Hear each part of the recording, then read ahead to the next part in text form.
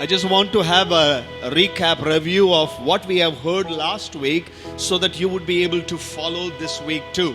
और थोड़ा सा हम पीछे जाएंगे बीते सप्ताह में जिन चीजों को हमने सीखा उन चीजों को संक्षिप्त में हम देखेंगे, उसके बाद आज हम आगे बढ़ेंगे। I explained to you last week how in the midst of all the chaos and confusion that we should never lose our heart but stay on our guard from deception and allow the Holy Spirit of God to lead us and guide us. और हमने देखा बीते सप्ताह कि हमारे चारों तरफ जबकि एक ऐसी प्रकार की परिस्थिति जो बन गई आकाशमात की, जहां पे हम कुछ नहीं कर सकते, लेकिन इस परिस्थिति में पवित्र आत्मा हमें इस बात का आश्वासन देते कि वचन ऐसा कहता कि हम धोखा ना खाएं इस कठिन समयों के बीच में। Jesus is going to come back very soon, believe it or not. प्रभु यीशु मसीह शीघ्र आने वाले हैं, यदि आप विश्वास करते हो या नहीं करते हो। When he comes back, that would be the end of the times. जब प्रभु यीशु मसीह का आगमन होगा तब इस संसार का अंत हो जाएगा। Bible is explicit about the coming of the Lord. There are more references that we read in the Gospels and also the teachings of the Apostle Paul where he talks about the second coming of the Lord Jesus. जो Bible के अंदर जब हम देखें, ऐसे बहुत सारे वचनें दी गई हैं जो अंत के दिनों के बारे में और यीशु मसीह के आगमन के बारे में बताई गई हैं, जहां पे सुसमाचार के किताबों में प्रेरित पौलुस भी उन बातों को प्रकाशन देते हैं कि प्रभु यीशु मसीह का आगमन जब होगा तो कौन कौन सी परिस्थिति और कौन कौन सी बातें होंगी। There is no need to be scared of or get panicked. Who is going to be the Antichrist? What's going to happen around the nations? और हमको डरने और घबराने की जरूरत नहीं है कि उस अंत के दिनों में मसीह का शत्रु कौन होगा, और हम उस बात को लेकर ना डरे। The word itself, Antichrist, is to say he is going to be everything opposite to what Christ has spoken to us. जब एंटीक्राइस्ट जब हम कहते हैं उसको हिंदी में कहा जाएगा तो मसीह का जो शत्रु है, तो मसीह का जो शत्रु है उसका मतलब क्या है कि जो कुछ भी प्रभु यीशु मसीह ने कहा वो उसके विपरीत करने वाला है। You know, the temple that is the center point of Jewish religion was built by Solomon, but it was destroyed, and again it was rebuilt by Herod. और जब सोलोमन के द्वारा जो मंदिर बनाया गया था, जहां आज यहूदी उस जगह पे जाके आराधना करते हैं, और उस मंदिर को हेरोद के द्वारा नाश कर दिया, तोड़ दिया गया। That was everything for the Jewish community. और वो आज यहूदी समुदाय के लोगों के लिए वो सब कुछ है। When the Jewish people, they were scattered all over the world. जब यहूदी लोग संसार के अलग अलग देशों में बिखर गए, they had one desire, that their lifetime they would go to Jerusalem for Passover to worship Jehovah God. और उन सारे यहूदियों जो देश के अलग अलग क्षेत्रों में बिखर गए, लेकिन वो चाहते कि उनके जीवन में कम से कम एक बार वो यरूशलेम जाके उस फसह के पर्व को मनाए और उस यहोवा परमेश्वर की आराधना करे। And during the time of Jesus, प्रभु यीशु मसीह के सेवकाई के समय, the temple that existed was built by Herod. और जो मंदिर निर्माण की गई थी उस मंदिर को हेरोद ने बनाया था। A magnificent building. और एक ऐसा मंदिर जिसकी रचना बिल्कुल बहुत ही खूबसूरत थी। When he built the temple, he used gold. और हेरोदेस ने जब इस मंदिर को बनाया तब उसने सोना, उसमें सोना की परतें उसने रखी थी। He used gold to cement the stones. और दो ईंटों के बीच में उन्होंने सीमेंट लगाने की जगह सोना उसने लगाया था। I've personally seen the walls of Jerusalem. और मैंने व्यक्तिगत रीति से यरूशलेम की उन दीवारों को मैंने देखा। Some of the stones would be much bigger than the stage itself. और कुछ पत्थर इतने बड़े हैं कि हमारे जो मंच से भी बढ़कर है। And they kept the stone and they poured gold and they would keep another stone. और उन्होंने पत्थर को रखा। जब मंदिर का निर्माण किया, पत्थर रखने के बाद उसके ऊपर सोने की जो परतें उन्हें रखी, उसके बाद उसके ऊपर दूसरा पत्थर रख के इस प्रकार से उन्होंने मंदिर बनाया। So the disciples wanted to show to Jesus how magnificent the temple was built. तब चेलों ने प्रभु यीशु मसीह को उस मंदिर की रचना दिखाने के लिए गए। And here we are in the Gospel of Matthew chapter 24. और आज हम मत्ती का सुसमाचार 24 अध्याय में रहेंगे। And we will read the first 14 scripture. I want you to follow the scripture. और हम चाहते हैं कि हम 1 वचन से लेके 14 वचन तक हम पढ़े, और हम चाहते हैं कि आप भी मत्ती का सुसमाचार 24 अध्याय उसके 1 वचन से लेके 14 वचन तक आप पढ़े। When we hear the reading of the scripture, I want you to follow the scripture so that you would better understand and it would make it so real, vivid before your very eyes. और जब इस वचन को पढ़ा जाएगा तब आप खुद भी व्यक्तिगत रीति से इस अध्याय को निकाल के इन वचनों को पढ़ो, ताकि सारी बातों को आप अच्छी तरह से समझ सके। The Gospel of Matthew chapter 24, the first 14 scripture. मत्ती का सुसमाचार 24 अध्याय उसका 1 से लेके 14 तक। जब यीशु मंदिर से निकल कर जा रहा था तो उसके चेले उसको मंदिर की रचना दिखाने के लिए उसके पास आए। The intention of the disciples, it was to show how beautiful the temple was. चेलों की मानसा ये थी कि वो यीशु मसीह को मंदिर की उस रचना को दिखाए। And keep reading the scripture. उसने और आगे उनसे पढ़े। कहा, तुम ये सब देख रहे हो ना? मैं तुमसे सच कहता हूँ, यहाँ पत्थर पर पत्थर भी ना छूटेगा जो ढाया ना जाएगा। जब वह जैतून पहाड़ पर बैठा था तो चेलों ने एकांत में उसके पास आकर कहा, हमें बता कि ये बातें कब होंगी, तेरे आने का और जगत के अंत का क्या चिन्ह होगा। Watch out the question the disciples asked privately. और चेलों ने व्यक्तिगत रीति से प्रभु यीशु से कौन सारे प्रश्नों को पूछे। They are asking Jesus, Jesus, tell us when the end will come.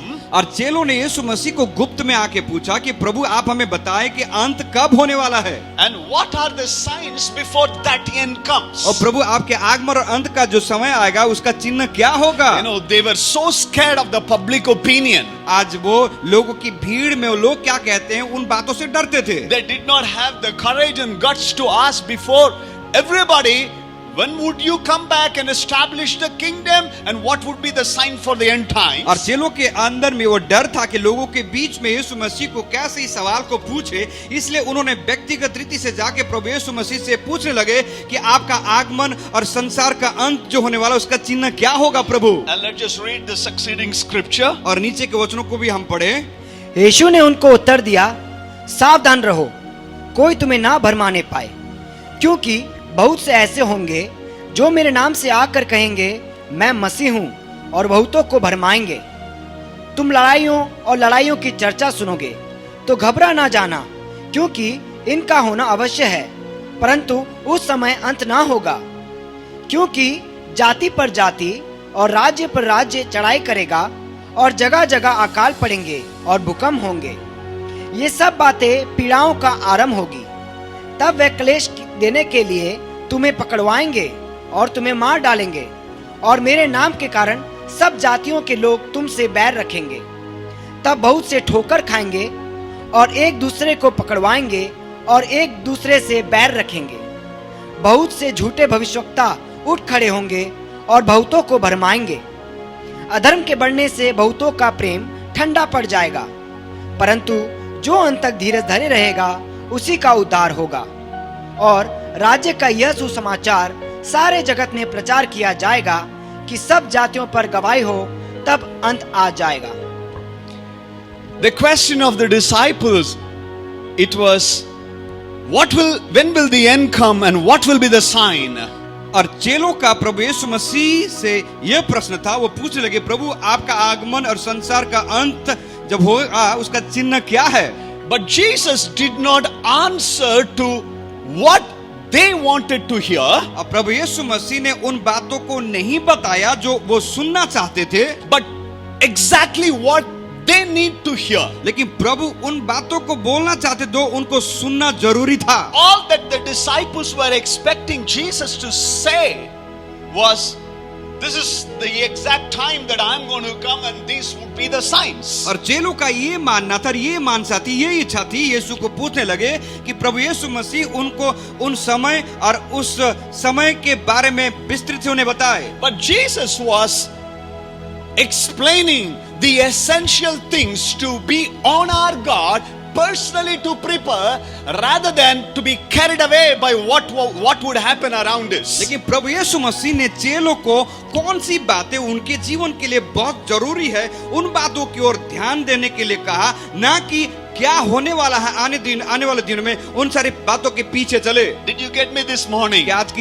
की सुबह आपने समझा हम क्या कह रहे हैं? You know, at times we can be carried away by our circumstances and situation, परिस्थिति, ये होता है, वो होता है, बाहर की बात।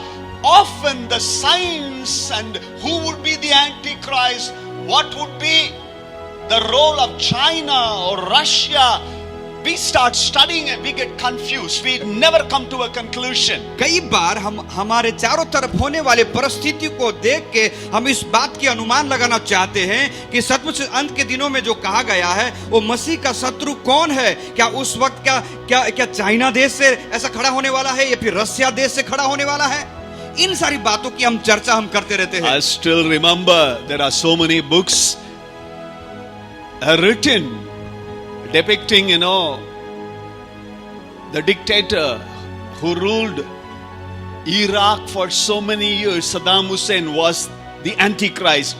और कई बार ऐसा भी मैंने पढ़ा है, ऐसा भी किताबें भी है जहाँ पे कहा गया ईरान में जो उस्मा बिन लादेन, इराक में जो सद्दाम हुसैन के बारे में जो कहा गया है वो ही मसीह विरोधी या फिर मसीह का शत्रु रहेगा करके ऐसा कहा गया। There are so many books written who would be the Antichrist. You just Google it. There are hundreds and thousands of books written about Antichrist, assumptions, stories. You can read it just like a novel.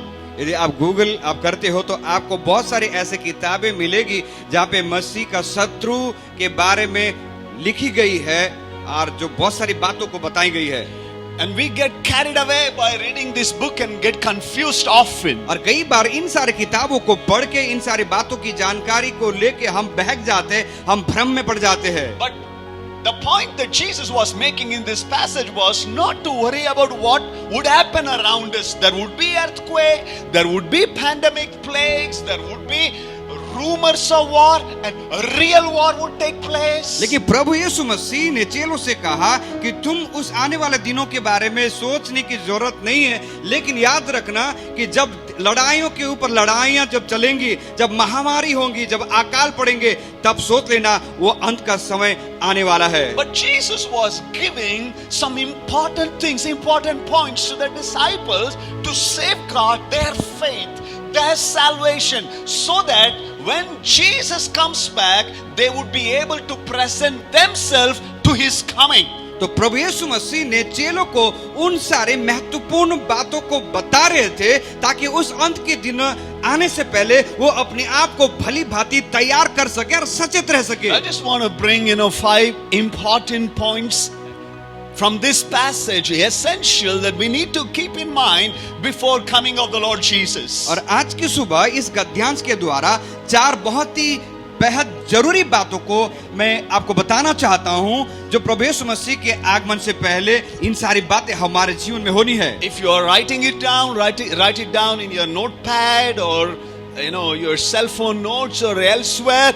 This will really bless you. यदि आप लिखना चाहते हो, आप उसको note करना चाहते हो नोटपैड में या फिर कॉपी पे, तो आप लिख लीजिए ताकि आपके लिए वो सचमुच में बहुत ही आशीषमय रहेगी। The first thing Jesus says to the question the disciples asked is this. और पहली बात जो प्रभु यीशु मसीह ने चेलों के सवाल पूछने के समय उन्होंने जवाब दिया, Verse number 4. और चौथा वचन जब हम पढ़ते हैं, Jesus answer, watch out.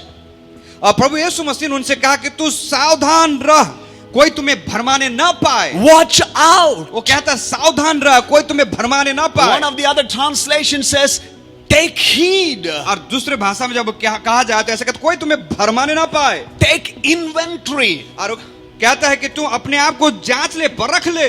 How in the army and the defense and the office offices once in a year they would take inventory of what are the things that they have, in their office, in their premises. That's what exactly Jesus was saying. और जिस प्रकार से हम देखते हैं कि सेना बल जो है आर्मी में हो या फिर एसएसबी में हो, कैसे साल में एक बार सारी बातों की जानकारी इन्वेंटर करते हैं, वो उसी प्रकार प्रभु हमें भी इन बातों के लिए अपने आप को जानकारी रखने की जरूरत है। कहता है Inventory is this, that you take stock of what you have and what you do not have.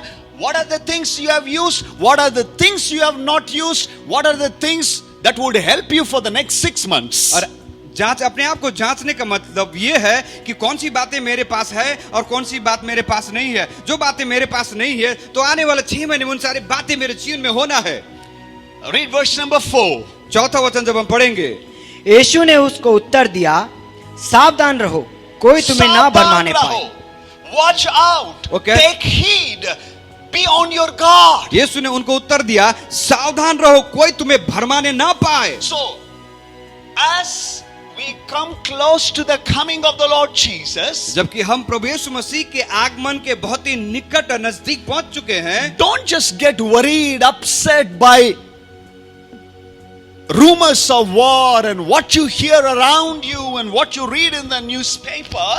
जबकि प्रभु यीशु मसीह का आगमन बहुत ही निकट है, तो ये समय नहीं है कि आप डरे और घबरा जाए। जब आप लड़ाइयों की चर्चा सुनते हो, तो जब आप उस अंत के समय के बारे में आप चर्चा को सुनते हो, तो इन बातों को सुन के आप डरने की जरूरत नहीं है। It is not what is happening around us is going to define your faith. आपके चारों तरफ क्या चल रही है, वो सारी बातें आपके विश्वास को तय न करने पाए, But what is happening inside of you? लेकिन आपके जीवन के अंदर क्या चल रहा है, How strong you are. आप अंदर से कितने मजबूत हैं। Check out. आप अपने आप को जांच लीजिए, परख लीजिए। Take inventory of your personal life. आप आपके व्यक्तिगत जीवन को आप जांच लीजिए। Watch your walk with अब Christ. सावधान रह के देख ले कि आपका चलन परमेश्वर के साथ कैसा है। So Jesus says, यीशु कहते हैं, don't worry about your situation and circumstances. तुम अपने परिस्थिति के बारे में चिंता मत करो, Just watch out your personal life. देखिए कहता है सावधान रहो, तू अपने आप को जांच ले, परख ले। Take inventory of your walk with Christ. तो अपने जीवन को जांच ले कि तुम किस प्रकार की चाल चलते हो। One of the things that I have noticed with the social media is we are so much carried away by what's happening around us than looking into our personal life. और आज की तारीख में जब हम देखें सोशल मीडिया में बहुत सारी चीजों को हम देखते हैं, और आज हम बहुत ज्यादा रुचि रखते हैं कि सोशल मीडिया के अंदर में क्या चल रहा है, जबकि हम भूल जाते हैं कि मेरे जीवन के अंदर क्या चल रहा है। We are caught up in somebody else's business rather than focusing, doing our own business, minding our own business. और कई बार हम दूसरों के जीवन में टांग डालते हैं, दूसरों के जीवन में क्या चलता है उस बात को ज्यादा ध्यान देते हैं, ना कि हम क्या कर रहे हैं, हमारा जीवन कैसा है। The Buddhiman Sulaiman, in the book of Proverbs 26:17, he says, somebody who meddles in somebody else's affair, it is like किसका कान को पकड़ता है, पढ़ो। सुलेमान ऐसा कहता है कि जो मार्ग पर चलते हुए पराये झगड़े में विघन डालता है, सो वह उसके समान है जो कुत्तों को कानों से पकड़ता है। When you meddle in somebody's affair, जब आप किसी और के मामले में टांग अड़ाते हो, सुलेमान कहता है गली वाला डैश डैश डैश कान पकड़ते, वो क्या करेगा, वो क्या करेगा। जब आप दूसरे के मामले में टांग अड़ाते हो तो गली पे चलने वाला जो है वो आपको क्या करेगा। आप बाजू में जो भी है, आपके घर में, आपका सफर में, उसको देख के एक मुस्कुराहट के साथ उससे कहना, अपना काम करो भाई, अपना काम करो बहन, माइंड योर ओन बिजनेस। अपने जीवन को आप संभालो, दूसरों के काम पे टांग मत अड़ाओ, दूसरा कुत्ता का कानों को मत पकड़ो। सुन लिया ना? This is what many Christians are doing it. आज बहुत सारे विश्वासी ऐसा ही करते हैं। When the disciples were so much of anxiety. They had so much of anxiety about what would happen, what's going to happen. Jesus was not answering to their question, but he wanted to give some important tips, essentials, how they should be in the last days. और जब चेलों ने प्रभु यीशु मसीह से इस सवाल को पूछा, तब वो अपने चारों तरफ क्या चल रहे थे, इन सारी बातों की चर्चा को करते हुए, इन सारी बातों के ऊपर ज्यादा रुचि रख के यीशु से सवाल पूछने लगे। लेकिन प्रभु यीशु मसीह ने उस समय वो क्या चाहते थे उन बातों को नहीं कहा, लेकिन प्रभु यीशु उन बातों को कहा कि जो उनको जानना चाहिए था।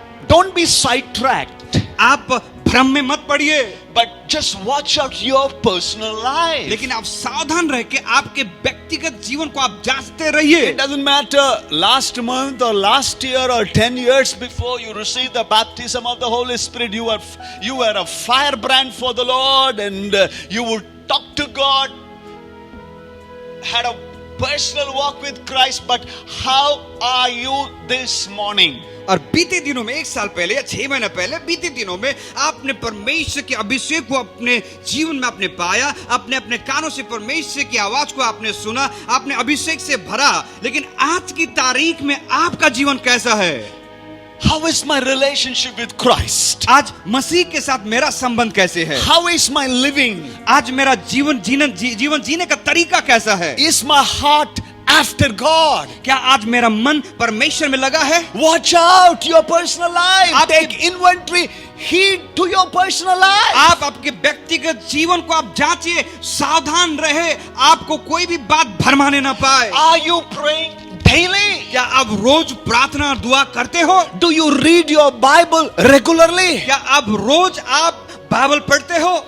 When was the last time when you bow before the Lord has spoken to you? वो कब आखिरी दिन था जब आपने परमेश्वर की उपस्थिति में घुटने टेके और प्रभु ने आपसे बात की? Is fasting part of your life? क्या उपवास आपके जीवन में एक भाग है? If you fast, you will last. If you pray, you will stay. यदि आप उपवास रखते हो तो आप आगे बढ़ते हो, यदि आप प्रार्थना करते हो तो आप स्थिर रहते हो। So before the coming of the Lord, तो प्रभु यीशु मसीह के आगमन से पहले stop meddling in somebody's affair, but take inventory, take heed, watch out your personal life. प्रभु यीशु मसीह के आगमन से पहले दूसरों के झगड़ों पे विघ्न न डाल के हमें अपने आप को सचेत और अपने आप को सावधान रखने की जरूरत है। Is this COVID-19 made you so cold because you are far away from church and fellowship? क्या आज इस महामारी की परिस्थिति ने आपको ठंडा कर दिया क्योंकि आज आप कलीसिया से दूर हो?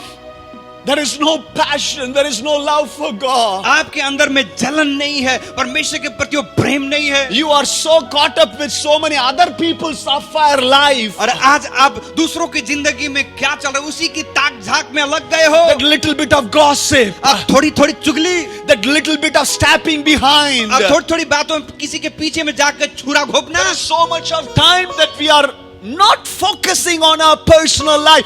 Jesus will tell you when you stand before Him, take the beam that you have in your life first, my beta. आज बहुत सारे समय होने के बावजूद हम अपने व्यक्तिगत जीवन के बारे में हम नहीं सोचते, लेकिन दूसरे के झगड़ों में विघ्न डालते हैं। लेकिन यीशु मसीह आने वाला है, जब आप और मैं यीशु के सामने खड़े होंगे, उस समय प्रभु यीशु आपसे और मुझसे कहेंगे, पहले तू अपने आंख की लठों को निकाल। And He will tell you, watch out. उसके बाद वो कहेगा कि तू सावधान रहे। Heed to it. Take personal, inventory of your life.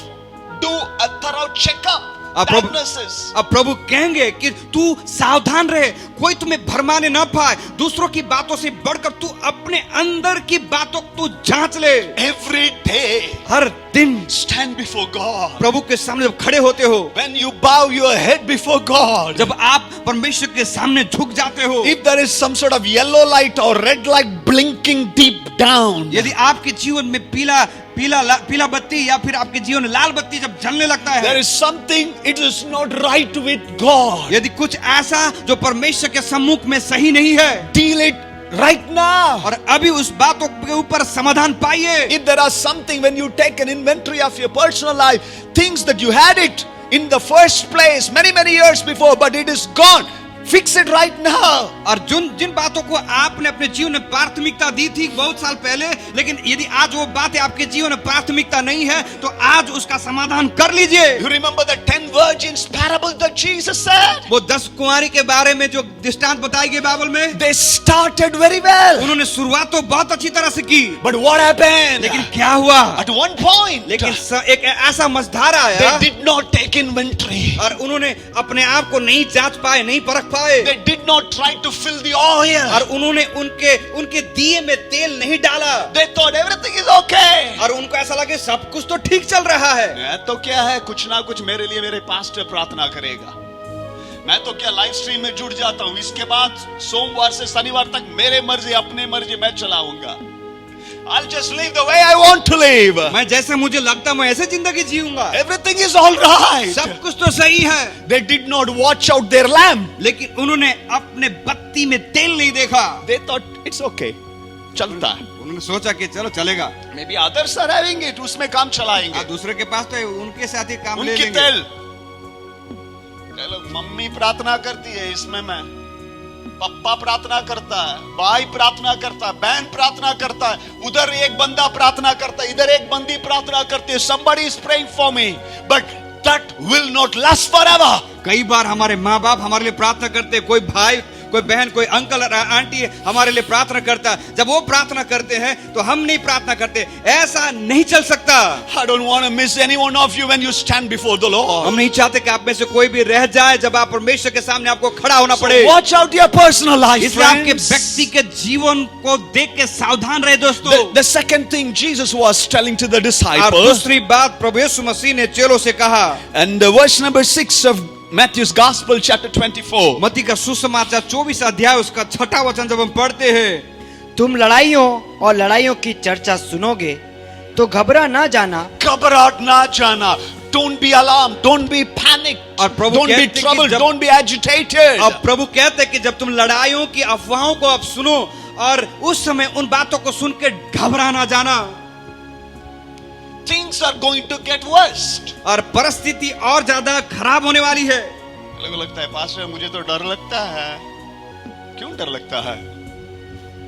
आप तो कहते हैं क्या है, और बुरी चीज आने वाला है, और बुरी चीज होने वाला है, और क्या है, अंधेरा फैलते जाने वाला है।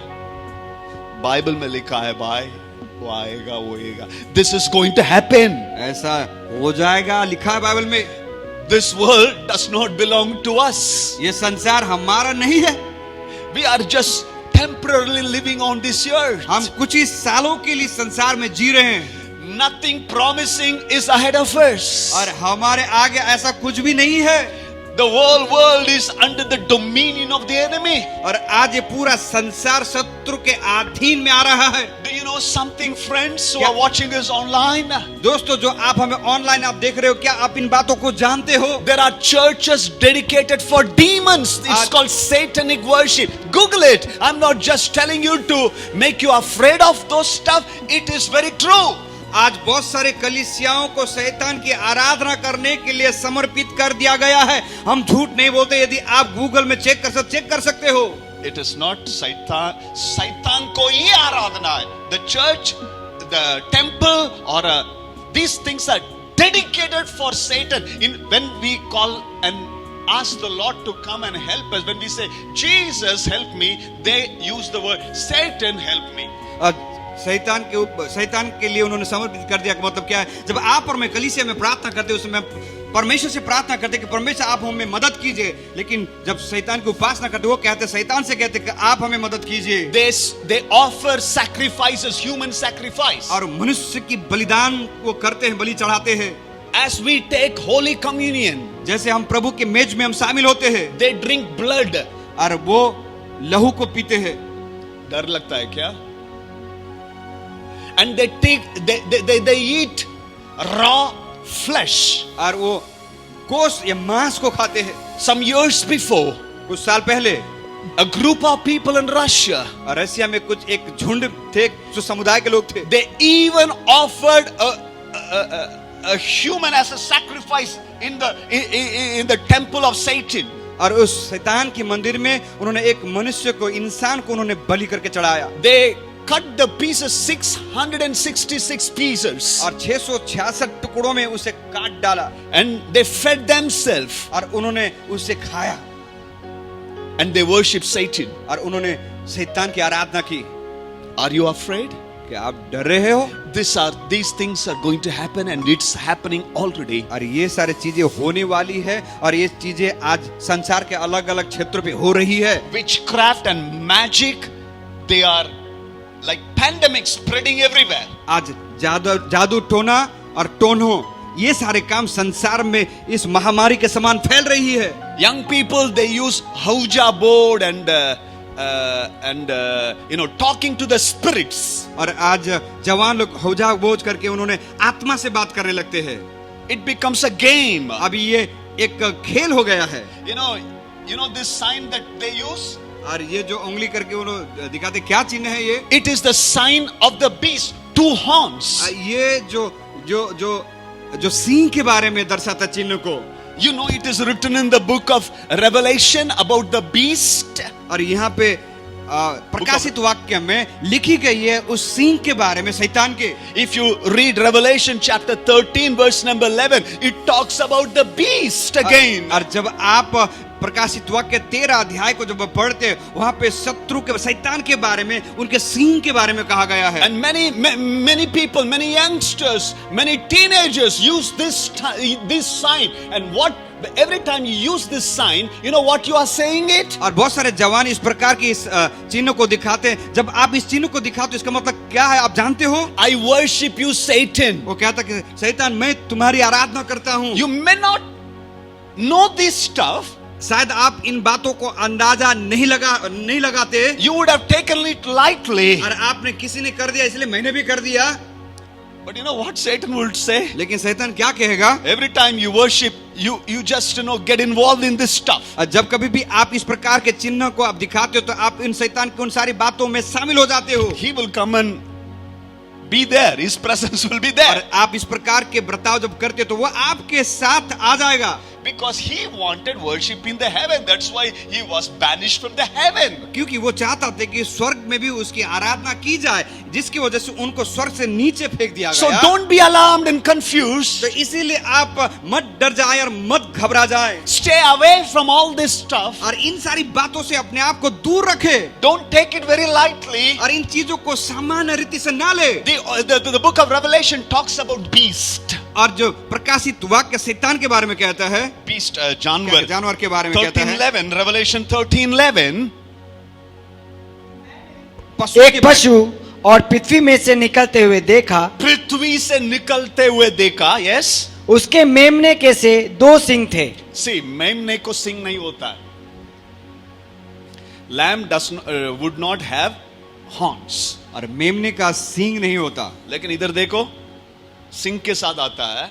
आपको अभी क्या है, जो मैंने कई लोग ये चिन्ह को इस्तेमाल करते हैं, मैं बताया ना, बाइबल में है। It is a direct worship to Satan. इसका मतलब सीधा हम उस शैतान की आराधना करते हैं। Keep reading. और वह अजगर के समान बोलता था। वह उस अजगर के समान, English it says dragon. We all know, हम सब जानते हैं, dragon is the sign of अजगर किसका चिन्ह है? कौन से देश का है? It is a sign of China. China देश का। Chinese are not bad people.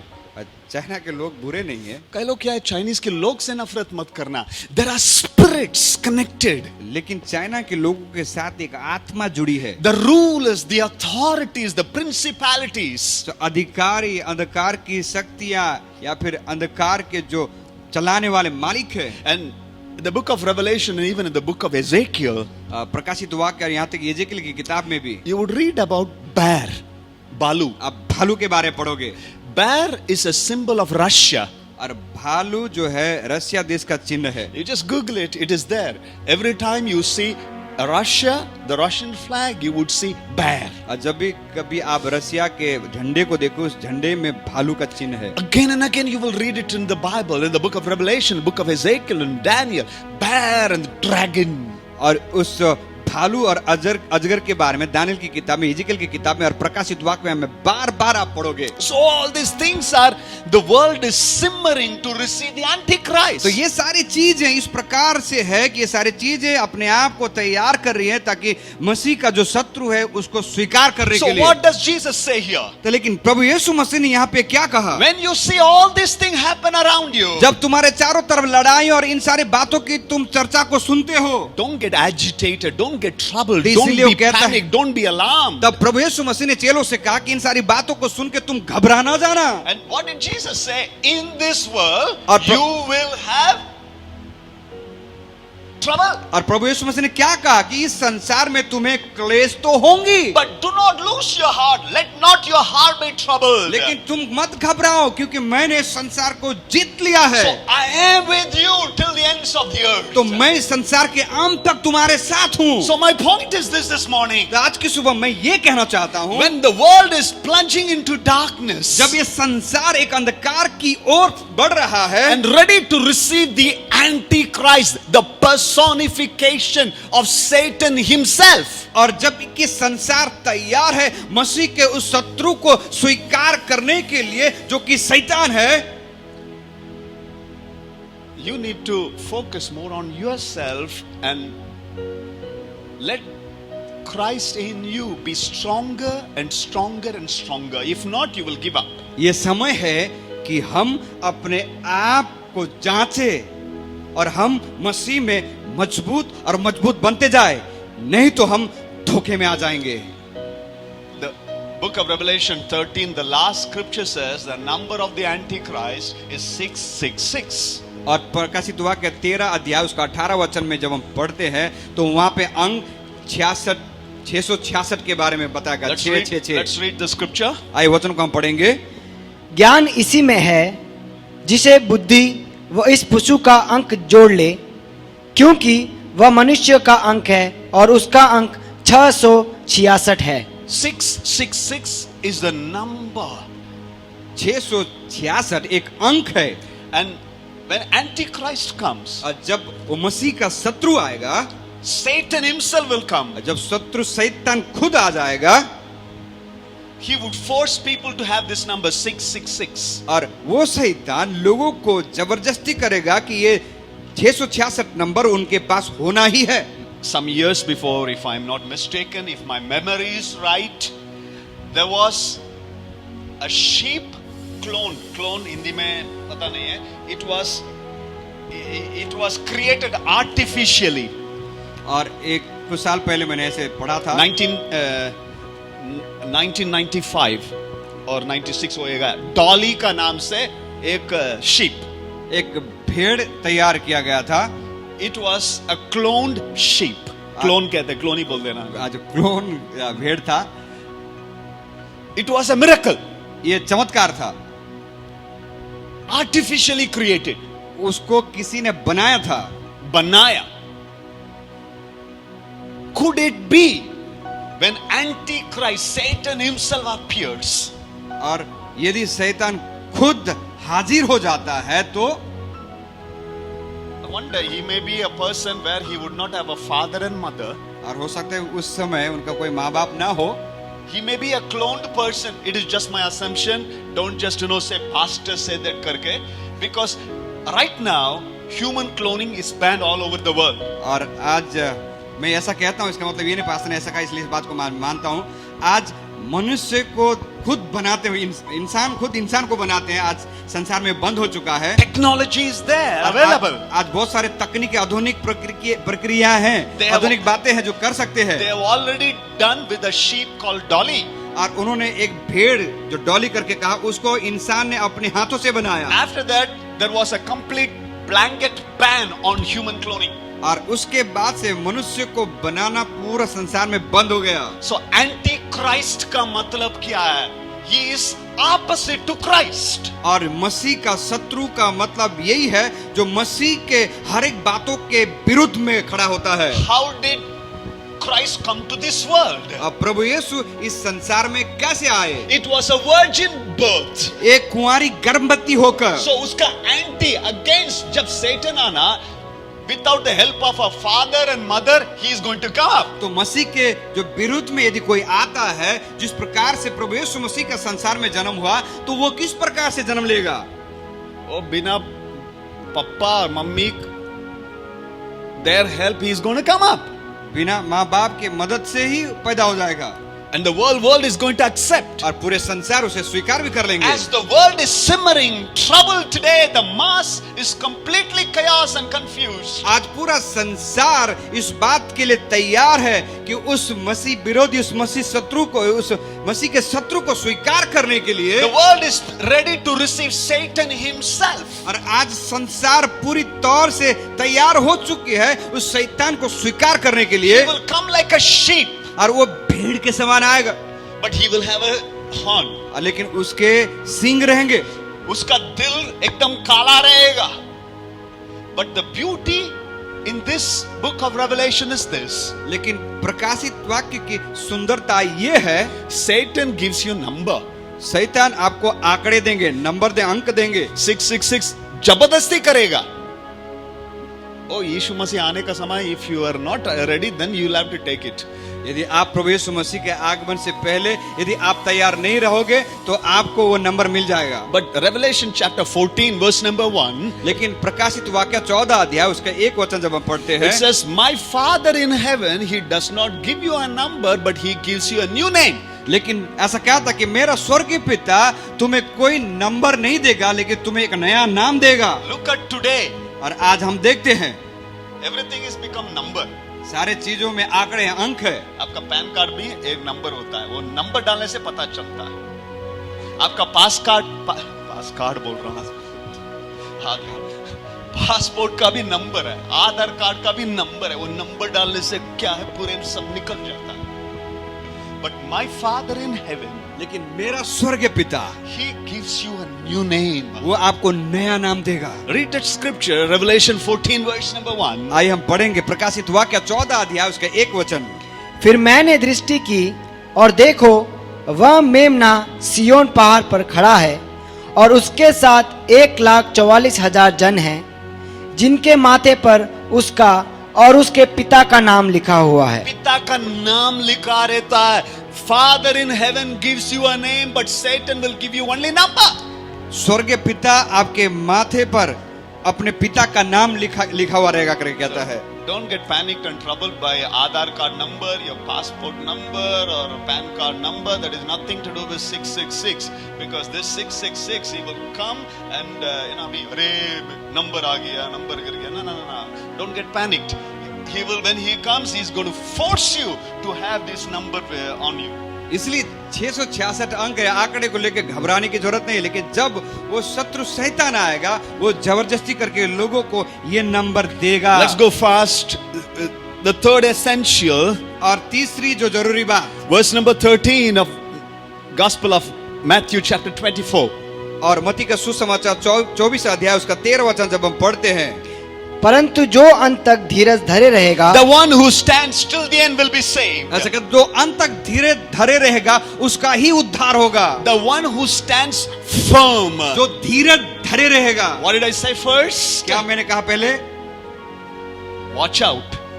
हमने कहा सावधान रहे। Heed, take inventory of your personal life. आपके व्यक्तिगत जीवन को जांच ले, कोई तुम्हें भरमाने ना पाए। Secondly, दूसरी बात मैंने बताया, don't be troubled, don't be alarmed, don't be panicked, don't be triggered by what is happening around you. और आपके चारों तरफ जिन सारे लड़ाइयों के बारे में तुम चर्चा को सुनते हो, भूकंप और महामारी के बारे में सुनते हो, तो इन बातों को सुन के घबराना नहीं, डरना नहीं। Thirdly, और तीसरी बात, stand firm. और कहता है कि धीरज धरे रहो, Endure it. और धीरज के साथ आप खड़े रहो। Stand firm means, every day you make sure that everything is okay in your life. इसका मतलब आप धीरज धरते हो और आपके जीवन में सब कुछ सामान्य रहती है। There's going to be so many opportunities that your faith will be shaken. You may feel like giving up. और ऐसे बहुत सारी परिस्थितियां ऐसी आएगी जहां पे आपके विश्वास को हिलाया जाएगा। But you need to safeguard your personal life and be firm in your faith. Be firm in your conviction. Be firm in the word of God. Be firm. with the church. लेकिन आप उस परिस्थितियों के बीच में आप परमेश्वर के वचन में आप मजबूत रहते हो। आज आप आपके विश्वास में मजबूती के साथ धीरज धरते हो Be strong. और आप धीरज धर के स्थिर रहते That's हो। what Paul says, be strong in the Lord. इसलिए प्रेरित पौलुस कहता है मसीह में तुम स्थिर रहो, मजबूत रहो, In the Lord and in His power. और मसीह में और उसके सामर्थ में Stand firm. आप धीरज के साथ स्थिर खड़े रहो। Daily walk with Christ. हर दिन आप परमेश्वर के साथ आप चलो। Don't be carried away by one day on Sunday watching online and just listening some songs. रविवार के दिन आराधना को हम जुड़ने के द्वारा हम उसी से संतुष्ट न रहे। And Monday to Saturday मन की बात नहीं चलता है। Stand firm. आप धीरज से खड़े रहे, स्थिर, Endure it. और आप धीरज के साथ उस विश्वास को आप रक्षा कीजिए। That's what David says in Psalm 51:10. इसीलिए दाऊद कहता भजन संहिता उसका 51 उसका 10, O Lord, create in me a pure heart वो कहते हैं प्रभु मेरे अंदर एक शुद्ध मन को उत्पन्न कर, and renew a steadfast spirit in me, और वो Lord. कहता है मेरे अंदर एक स्थिर आत्मा को उत्पन्न कर। If your spiritual life has to be drawn in a graph, ECG है ना, ऐसे ऐसे ऊपर नीचे जाते यदि रहेगा। आपके आत्मिक जीवन की- कार्डियोग्राफी ECG सही बोला ना, फिर ऐसे देखते हैं लोग। यदि आज आपके आत्मिक जीवन की ग्राफ देखी जाए तो कैसे जाता है?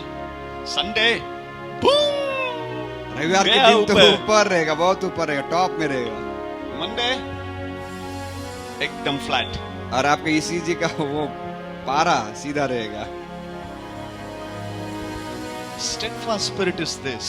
और स्थिर आत्मा का मतलब ये है, It just goes, your heart and everything, I mean, I'm not a medical person to explain everything. So it has to be, it has to be steadfast. स्थिर या धीरज का मतलब यही है कि आपकी धड़कनें एक ही संतुलन में बहे रहे। तो संडे तो क्या है, कहीं अचानक से एक दिन एकदम प्रभु के लिए जोश आ जाएगा, खुशी आ जाएगा, आराधना आ जाएगा, क्योंकि आज मेरे लिए कुछ तो जरूरत है, प्रभु से मांगना है। आज एग्जाम है, मैं प्रार्थना करूंगा। मुझे पेट में दुखता है, मैं प्रार्थना करूंगा। मुझे कमजोरी है, प्रभु यीशु मसीह डॉक्टर बन के मेरे पास आना। जब मेरे पास पैसा नहीं है, वो प्रभु यीशु मसीह तो बैंकर है, उसके पास जाके मांगूंगा। यदि कुछ कंफ्यूजन गड़बड़ी जिंदगी में हो गया, सलाह लेने के लिए यीशु मसीह। और द अदर टाइम, बाकी समय यीशु मसीह किधर है?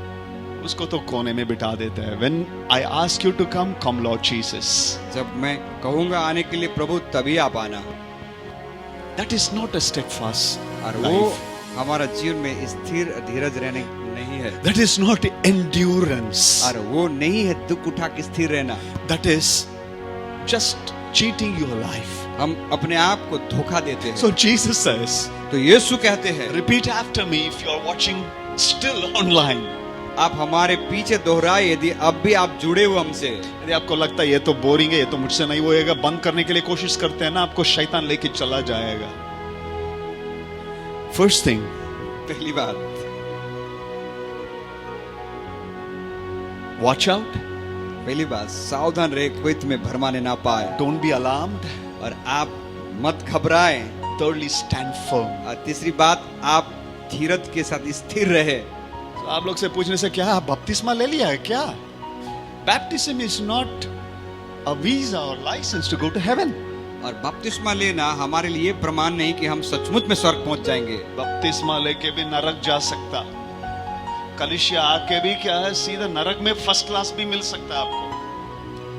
आपका घर में भी बाइबल हो सकता, आप प्रेज द लॉर्ड जय मसीह भी बोल सकता, फिर भी क्या है, आप धोखाबाजी का के क्या, stand firm till the end. प्रभु कहते हैं कि आप धीरज धरे अंत तक।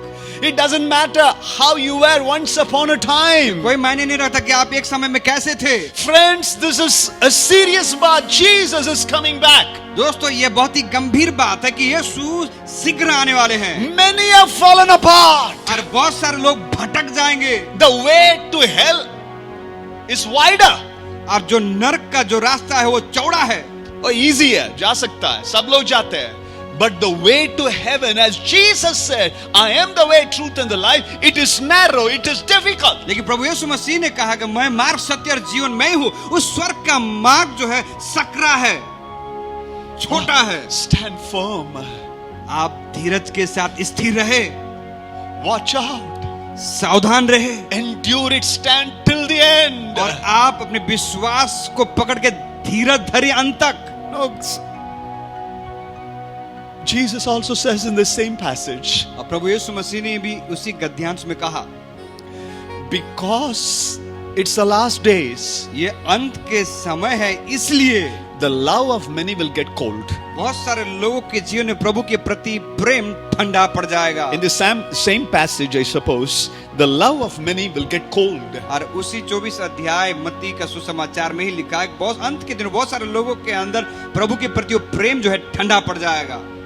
रविवार एकदम गर्म होएगा, ब्रदर, हमारी ब्रदर, मैं आपके लिए प्रार्थना कर रहा हूँ. पीछे जाके बोलोगे, ये देखो इसको तो बड़ा हो गया, ये तो देखते भी प्रेज़ लॉर्ड नहीं बोलता है, वो सोमवार का है. सच्चाई, प्यार, the real love for one another. एक दूसरे के प्रति एक सच्चा प्रेम. Have you become the fulfillment of Jesus' prophecy? क्या आप प्रभु यीशु मसीह की भविष्यवाणी जो की गई उसके अनुसार आपने पूरा किया है? Has the love in your heart got cooled down? क्या आज आपके अंदर प्रभु यीशु के प्रति जो प्रेम ठंडा पड़ चुका है? Revelation 3:16, Jesus says, if you are lukewarm, I will spit it out of my mouth. और प्रकाशित वाक्य में प्रकाशित वाक्य में ऐसा कहता है, यदि तुम गुनगुने हो तो मैं तुम्हें थूक दूंगा. There are many who are cold. आज बहुत सारे लोग ठंडे पड़ चुके हैं. They'll sing song. ये तो गाते हैं They will say spiritual stuff. और वो आत्मिक बड़ी बड़ी बातों को भी कहेंगे, But दिल तो प्रभु से दूर रहता है.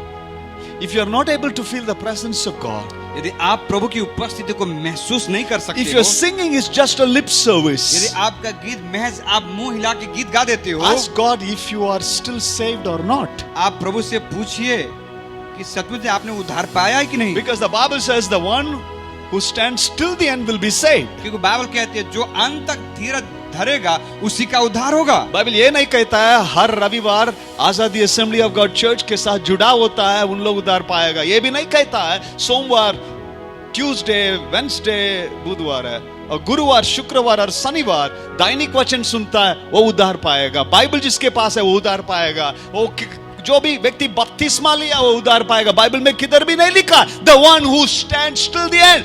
टिल द एंड का मतलब यही है जब तुरही फूकेगा, when Jesus comes back or before that you die, you face the Lord face to face. अब प्रभु ऐसा वचन ऐसा कहता है कि जो कलीसिया में जाता है या फिर जिसने बपतिस्मा ले लिया उसका उद्धार होने वाला नहीं है, लेकिन जो अपने आप को अपने विश्वास में धीरज धरे रहेगा और जब अंतिम तुरही फूकी जाएगी, तब जब हम मसीह के साथ उठा लिए जाएंगे और जब मसीह के सामने हम खड़े होंगे तब हमारा उद्धार होगा. क्यों इतना कड़वापन, क्यों इतनी बुरी चीज दिल में?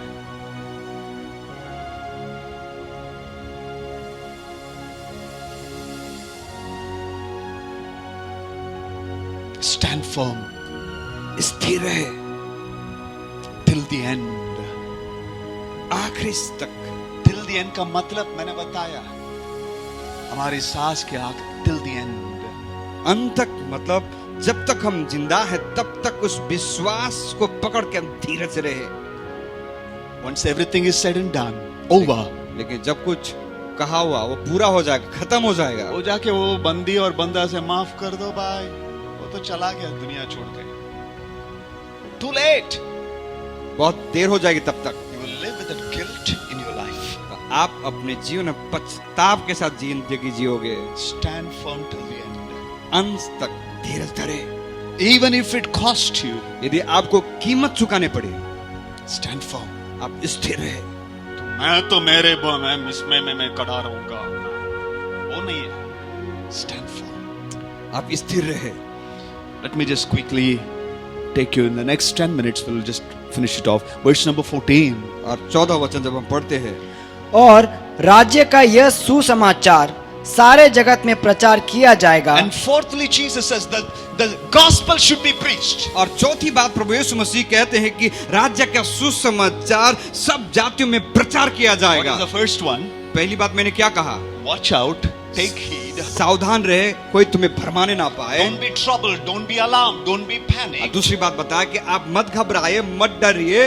Stand firm till the end. और तीसरी बात बताया कि आप अंत तक धीरज धरे, स्थिर रहे। Fourthly, we just heard the reading of the scripture. Preach the gospel. और चौथी बात अभी हमने वचन में हमने सुना कि जब तक सब जातियों में सुसमाचार का प्रचार नहीं किया जाएगा, Then the end will come. जब सुसमाचार सारे जातियों तक पहुंचा दिया जाएगा, तब अंत आ जाएगा। You know, we thought this pandemic would shut down everything. और हमने ऐसा सोचा कि ये महामारी सारी चीजों को बंद कर देंगी। But do you know there are hundreds and thousands of radio channel, TV station and live streaming is happening now than ever before? लेकिन क्या आप जानते हो कि आज इस लॉकडाउन के दौरान, इस महामारी के समय में बहुत सारे TV channel, radio channel, Facebook, Instagram, Twitter और यूट्यूब में कितनी ज्यादा परमेश्वर के वचन का प्रचार किया जा रहा है। I still remember the old days.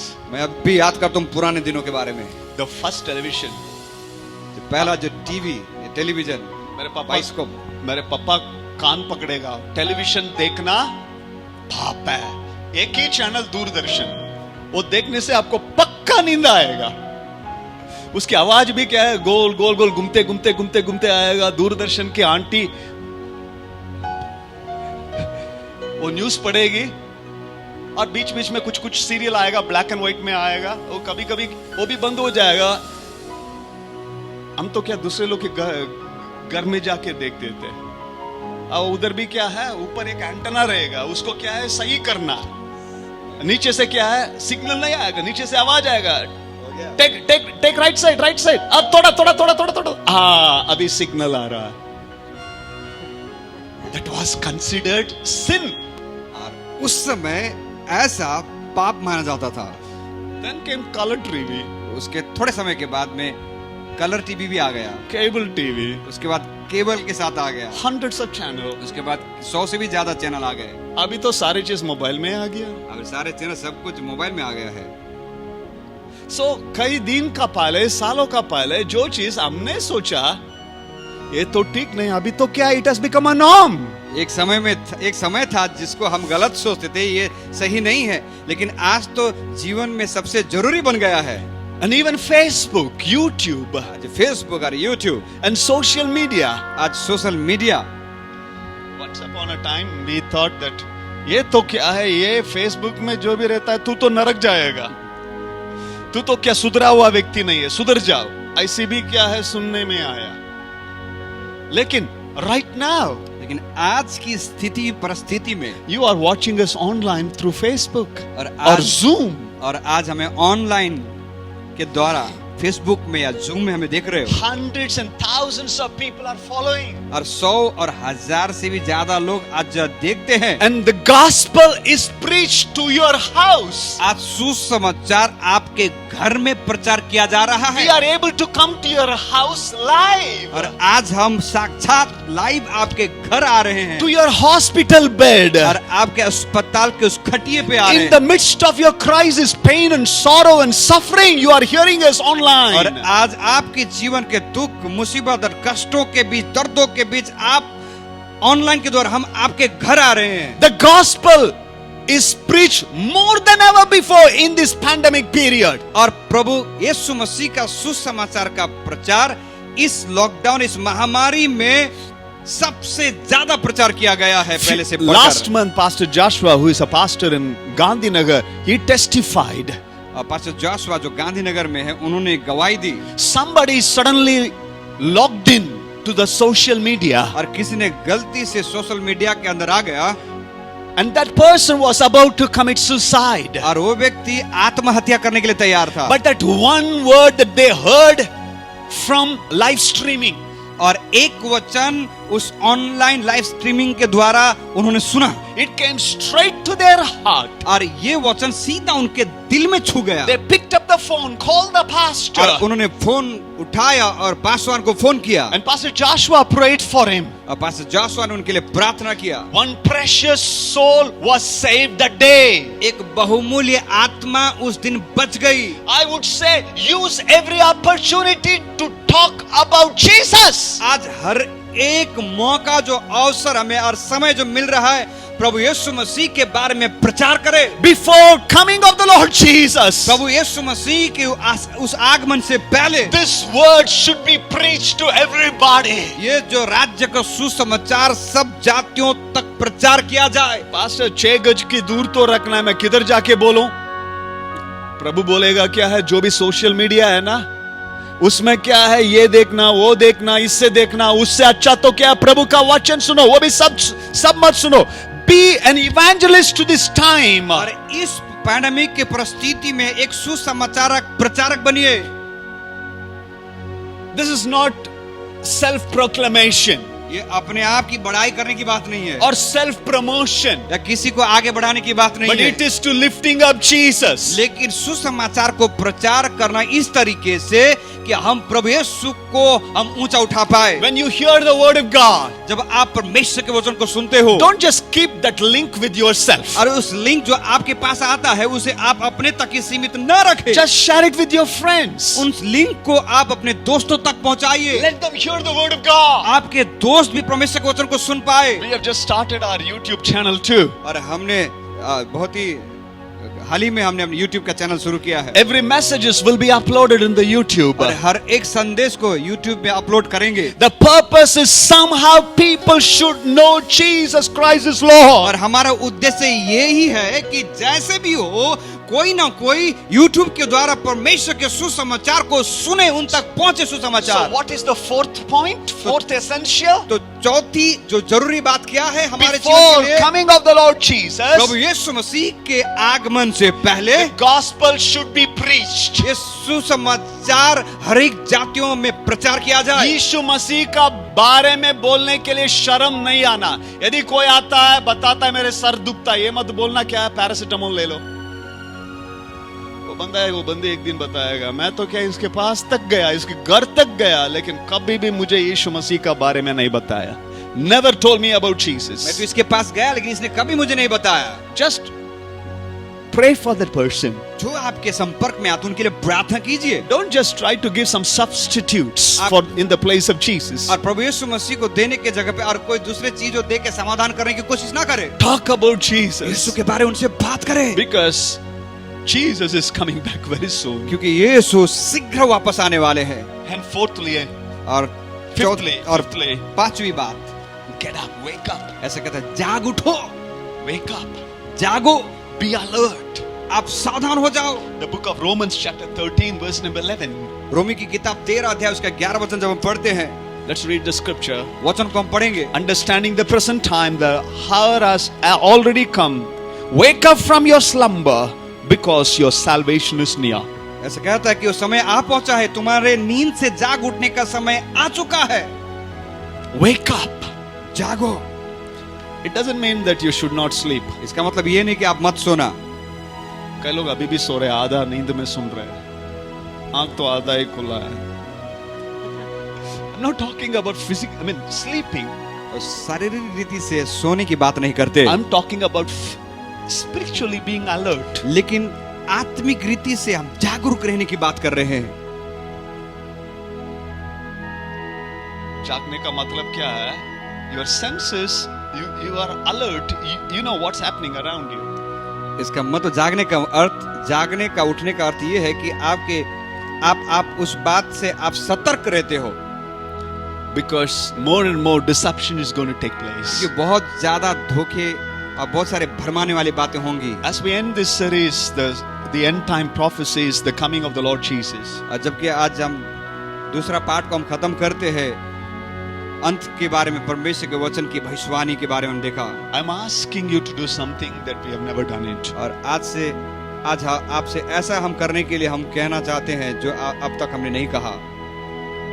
It's not to pray for somebody, ये किसी के लिए प्रार्थना करने के लिए नहीं। but would you just look into your personal life? क्या आप अपने व्यक्तिगत जीवन को थोड़ा देखोगे? Where am I? मैं आज कहाँ हूँ? Am I walking with Christ? क्या मैं आज मसीह के साथ चल रहा हूँ? Do I read the Bible? क्या मैं बाइबल पढ़ता हूँ? Do I pray? क्या मैं प्रार्थना करता हूँ? Do I fast? क्या मैं उपवास करता हूँ? Has my love for God has grown stronger and stronger and stronger? क्या आज मेरे अंदर परमेश्वर का वो प्रेम और ज्यादा मजबूत होके बढ़ चुका है?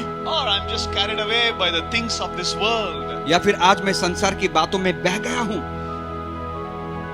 I have become a Sunday Christian. कि या फिर मैं रविवार का विश्वासी बन गया हूँ? It's time to come back to the Lord Jesus. ये समय है कि वापस हम प्रभु के पास आए। This is not for non-believers, ये अविश्वासियों के लिए नहीं, but this is for those who call themselves as Christians. ये उनके लिए जो अपने आप को विश्वासी कहते हैं। कब तक ऐसी चलेगा? How long it's going to be like this? कब तक ऐसा ही जीवन रहेगा? It is not a situation. Don't blame the pandemic. Don't blame the situation and और circumstances. आप महामारी के बारे में बहाना मत बनाइए, परिस्थिति के बारे में बहाना मत बनाइए। God can still bless you in the midst of this pandemic. लेकिन प्रभु आपको इस महामारी के बीच में भी आशीष करेंगे। God can still protect you. प्रभु आपको सुरक्षा देंगे God can still provide your और needs. प्रभु आपको इस परिस्थिति में भी आपकी जरूरतों को पूरा करेंगे। But how you are inside? लेकिन आज आप अंदर से कैसे हो? Are you bitter, negative, क्या आप कड़वाहट से और नकारात्मक बातों से भरे हो? क्रोध, आपके अंदर में गुस्सा है, क्रोध है? vengeful spirit? क्या आपके अंदर बदले की भावना है? It's time to get back to the Lord ये Jesus समय है कि आप वापस यीशु के पास आइए and hold His feet और उसके पांव पकड़िए with simplicity, और एक साधारण व्यक्ति के समान, just to say, Lord, I need you one more time. और उनसे कहिए, प्रभु मुझे फिर एक बार आपके छुअन की जरूरत है। Close your eyes, अपनी आंखों को बंद करें, bow your head.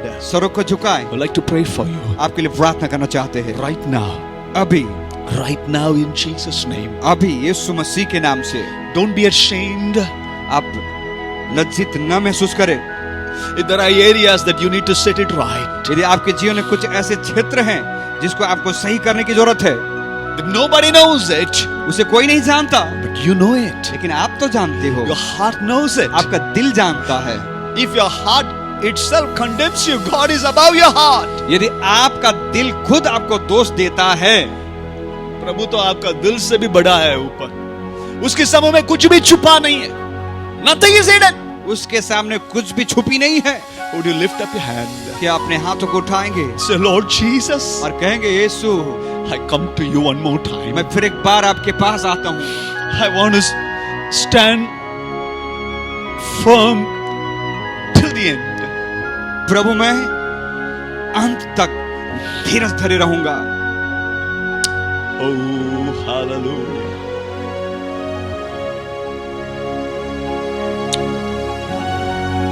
Let the presence of God fill you right now.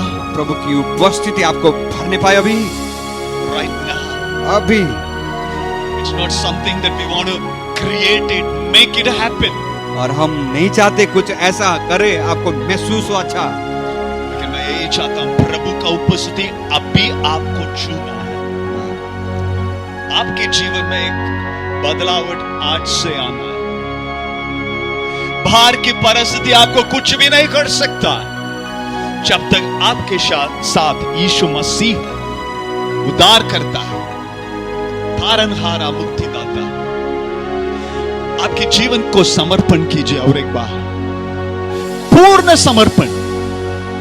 It's not 99.9%, 99.9% नहीं, इट इज 100% टू जीसस। लेकिन 100% अपने जीवन को यीशु के हाथों में समर्पित कीजिए। एवरी डे, हर दिन यीशु के साथ। Father, we come to your awesome presence. पिता, हम आपके अद्भुत उपस्थिति में आते हैं।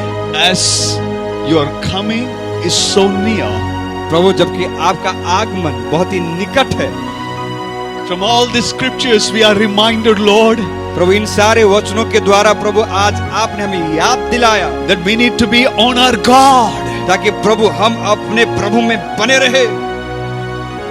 and stand firm till the end. और प्रभु हम सावधान रहे और अंत तक धीरज धरे। And this word has to be preached to the till the ends of the earth. और प्रभु ये सुसमाचार प्रभु हर जातियों तक प्रचार किया जाए। Help us, Lord, as church, as people, to listen to this word and obey to your word. मदद कीजिए प्रभु, एक व्यक्तिगत जीवन को लेकर, कलीसिया को लेकर प्रभु आपके वचन को सुन के आपके वचन का आज्ञा का पालन हम कर पाए। Draw us so close to you. और ज्यादा नजदीक हमें ले चलिए प्रभु आपके। In Jesus' mighty and matchless name we pray. यीशु मसीह के सामर्थ्य और मधुर नाम से हम प्रार्थना मांगते हैं। Amen. Amen. Amen. If you have been blessed by today's message, यदि आज की आराधना सभा और संदेश के द्वारा आपने आशीष को पाया, listen one more time. और एक बार सुनिए Share it with your friends. और आप अपने दोस्तों को भी दीजिए। Let them listen the word of God. आपके दोस्तों भी परमेश्वर के वचन को सुने। We will upload it in our Azadi Assembly of God Church YouTube channel. और हम हमारे आजादी assembly of God church YouTube channel में इस संदेश को अपलोड करेंगे। Subscribe it आप उसे सब्सक्राइब करें so that you will get your notification. ताकि जो भी नया संदेश हम डालेंगे आप तक नोटिफिकेशन आ जाएगा। Listen it again and again. और इन वचनों को, इन संदेशों को बार बार सुनते रहिए। This is the word of God, friends. दोस्तों ये परमेश्वर का वचन है। Jesus is coming back. प्रभु यीशु मसीह शीघ्र आने वाले हैं। Be his voice to this end time. और इस अंत के समय में मसीह यीशु का आवाज बनिए। How? कैसे? The only way right now in this pandemic और इस पैंडेमिक की सिचुएशन में यही एक तरीका है, जरिया है, is the social media. Social media के Use द्वारा। everything that God has given to और us. जो कुछ आपको परमेश्वर के द्वारा मिला है उसको उपयोग कीजिए। God bless you. Have an amazing week ahead. और प्रभु आपको आशीष दे, ये सप्ताह आपके लिए आशीषमय होने पाए।